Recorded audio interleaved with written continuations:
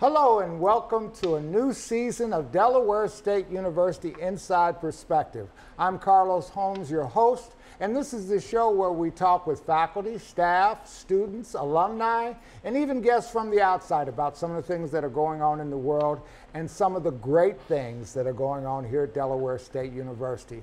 For our first segment this academic year, we're going to talk some history. And today I am so pleased to have Dr. Reba Hollingsworth here. Dr. Reba Hollingsworth is from the class of 1949 when it was Delaware State College. But not only that, she went to the high school here before that and graduated in 1945 from the high school. Her mother went to the high school too. What year did she graduate? She graduated in 1925. 1925. Mm-hmm. So we have somebody here that was here at Delaware State University when it was a college. She lived through the Depression, and you lived through segregated society. Yes. What was that like for African Americans?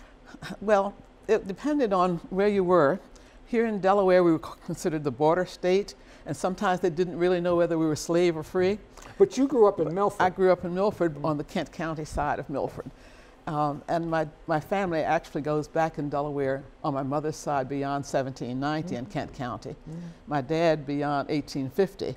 And so I'm a native Delawarean all the way back for a long, long time. But what it was like was, I think I survived it because my dad told us a long time ago that the folks were as good as the people. And he said, you don't take low for anybody. Which meant that you hold your head up and you treat everybody with respect. And so that's how I grew up, and I didn't mind challenging because I had seen my dad do the same thing. If something was wrong, it was wrong no matter who did it. But there were certain restrictions that we had to abide by because the law said, especially in the state of Delaware, that, and really actually until I think 1971, that blacks only needed enough education to read, write, and count a bit. And it was Margaret Rose Henry actually who got that law changed a bit.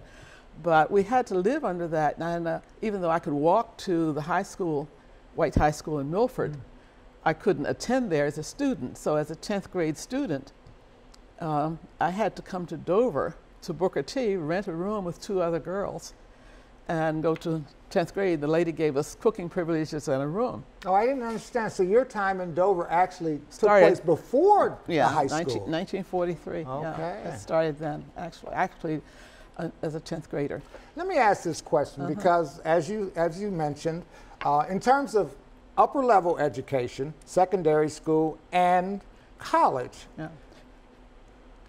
at Delaware State, that was the only game in town. That was the only game south of Wilmington. South of Wilmington, for high school, and the only black college in the state of Delaware. Period. Yes. So I always wondered, did African Americans appreciate the role that Del State played in education back in the 1940s? Yes, they did. And it was really a privilege and an honor for us to be able to attend college, because not all parents could afford to let their children come even to the high school here, because if they were needing the kids' money for work, they had to stay home and work. And even though the state paid for our fee to come to Delaware State and to the 10th grade, it wasn't always easy for all families to let their children leave home at that time.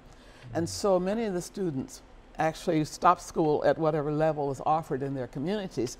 And there were, I think, 3 down in Sussex County that went as far as the 10th and 11th grade. And so many of the people there only went that far. So for many of us, we were first generation high school graduates and first generation college graduates. Wow. And so it was really an honor and a privilege, and your community really held you up in high esteem if you happened to be a college student. And you know, it was always, they appreciated the fact that you were going. For me, I think that because my mother had wanted to go to college here, but fell in love with my dad and got married and started having kids, I was never able to come back, even though she had told us at one time that she expected to come back even after the 4th child was born. And then she realized that, you know, it was not something that would be possible for her. So I think in a way, I was trying to complete her dream when I came to Delaware State. And so I did what I had to do. As a matter of fact, when we came to Booker T for 10th grade, I was completely on my own to come and go as I wanted because nobody said yes or no. We went home on weekends, washed our clothes, and came back on Sunday night. But when I came here to Delaware State High School in the 11th grade, we were given a long sheet of do's and don'ts. And one of those was that you could only go home once a month. Only then if you had a note from your parents saying you could come. You couldn't visit your roommate or other friends unless their parents also sent a note saying that you could come, so you needed 2 notes to leave campus. Leaving campus was only something you did possibly twice a week. On Tuesday afternoon and Saturday mornings, you could go into Dover to do your little shopping if you needed to. And then the school would take you either by bus or... Is this inclusive of high school and college? Yes, yes. And there were no cars allowed on campus until after the fellows came back from World War II. Speaking of college, this does not look like your home, but this was your home. This is Munhall. This is how it looks today. Yeah, that was my home and my mother's home. But it looked much different back then. But you said you lived where? I lived in the 2nd floor on the right-hand side over there. Right over here. And that was a residential hall back there. Yes, it was. In the 11th grade, I lived in the mezzanine, which was an extension that they had on the back of the building. And the 2nd floor was for college students. There were 10 of us girls living in there. Each of us had a cot and a bureau. It was crowded. Oh, my goodness. But you learned to adjust with whatever you had to, because it was, as I said, a privilege to be here. So. What was it like? Now, I'm going to segue to the college, because then you went to school here from 1954 to 1949 as an undergraduate. Yeah. I believe you were a home economics major. Yeah, home economics major with a science minor. With a science minor. Academics aside, what was the campus social life for students? What did you guys do? Well, I graduated 2nd in my class in high school. Okay. So, and I did hair on campus. So and the campus was small. You know, there were about 200 people here, students and everybody. And so it was like one big family here. And so you knew everybody from the president all the way down to the last custodian and so forth. As far as social life was concerned, because you couldn't go home, you had to make your social life here on campus. And so there were always dances on Friday and Saturday night. I used to operate the... Where did the dances take place? Oh, in Delaware Hall. Delaware Hall. A lot of people don't remember Delaware Hall had a gymnasium. Yeah, it had a gymnasium there. That's where we played basketball and so forth. It was small, but that's what we had. That building does not have that now. And we would have our movies there on Saturday evenings, and I used to operate the movie projector for the movie. Oh, my goodness. As I thought about that, that was one of them. But you did what you had to do. And as far as social life was concerned, you socialized because the faculty was there at your dances. And if you got too close, somebody would tap you on your shoulder, and you had to make a little space between you and all that.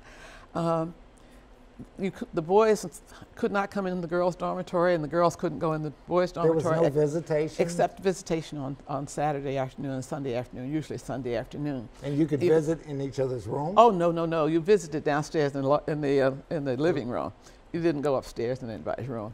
Oh, boy. No. And if you were caught, if a girl was caught in the boys' dormitory, that was automatic expulsion, and vice versa. My goodness. And so you got demerits for misconduct. And if you got so many of them, you got sent home for a while. If you got too many, then you were expelled for good. If a girl got pregnant on campus when I was a student here, it was an automatic expulsion. My goodness. They didn't expel the boys, but it made me a little bit testy because she didn't get pregnant by herself, but that was my... When you were at Del State, it was the first time Delaware State had a president who came here with an earned doctorate, Dr. Howard Gregg, and he brought the first doctorate faculty members here. Yes. Did that make an impression on y'all? Did y'all even... As far as I was concerned, they were just our faculty members, and so you treated them and called them by whatever name they told you. You were the doctors, Dr. Winder, Dr. whomever. Dr. Thomason? Dr. Thomason, oh my Dr. Maurice Thomason? Dr. Maurice Thomason, and his wife, who was also Dr. Thomason. Was she a doctor? As far as I remember, she was, both of them were Dr. doctors. Laverne Thomason. Laverne Thomason. Laverne Thomason was the, and Dr. Thomason were the sociology department. They husband and wife They team. were. 1940s, but everybody treated you with respect. I mean, it was not, they didn't demean you because you were a student. They wanted to be sure that you got a quality education, even though the people on the outside of the university said that we were subnormal and that our education was substandard. And you know, you had a tendency to kind of believe that because that was what they had said all along, that because you were black, at that time you were Negroes and colored, but that because of that they said that you were not as good as the whites. And it was not until I went to the University of Delaware to do my graduate work in home economics and counseling that I really realized that my education was actually superior to some of theirs, because I was making A's when some of them were making B's. All right. And so from that, I knew that I could compete anywhere I went and do whatever I wanted to, as long as I did my work. And you learn along the way to do what you have to do, and you learn to make sure that whenever you challenge something that you have the facts to support it. You got married when you were at Del State. Yes, I got married when I was a junior here. Berlin Hollingsworth. Yes, I did, and it was not something that we were supposed to do. They were supposed to ask the president's permission. Did you have to do that? I did not, because my dad was still living. I thought he was the only man I was supposed to ask permission. But I wasn't crazy, so I went to Dr. Michoud and told him, Dr. Gregg, and said to him, I'm going to get married during Christmas holidays. He said, oh, Reba, I think that's nice. And so he gave my husband an opportunity to come to school with a full football scholarship. Okay. Gave us an apartment on campus, all that. My husband wouldn't come. I've got just a little bit of time left. Okay. Okay. You are so active in the community. Your church, NAACP. And Delta Sigma Theta Sorority. Yes. You're been inducted in the Delaware State University Alumni Association Hall of Fame, and you're getting ready to be inducted in the Delaware Women's Hall of Fame. Yes. In a quick 10 seconds, tell me the impact Del State had on your life. Well, when I look back over, and I've kept records of stuff, I even have my high school diplomas and my high school report cards and all that stuff way back, I realized that if it were not for Delaware State College at that time, I wouldn't be here today, because I would have probably been dead, because I would have had to pick chickens or work in a chicken factory or a bean factory or something like that, or do domestic work, and I wasn't about to do any of that because I didn't like cleaning up after anybody else. But it really had a positive impact on my life, because we were taught that, and of course at home as well, that you can do anything you want to if you want to do it badly enough. And can't was not a word that my dad and mother accepted at our house. That's a good lesson for our student. Can is not a good word. It's not. Thank you so much, Dr. Reba Hollingsworth, for being on the show. Maybe I have to have you on again. This is not all I wanted to talk about, but we covered a lot of ground today, and I will be at your induction. Oh, thank you. Delaware Thank you very much for having me. On September 27th at Dover Downs, she will be inducted in the Delaware Hall of Fame. Thank you so much for being on the show, and thank you for joining me for this first segment of Delaware State University Inside Perspective. Everybody have a good day. Thank you very much.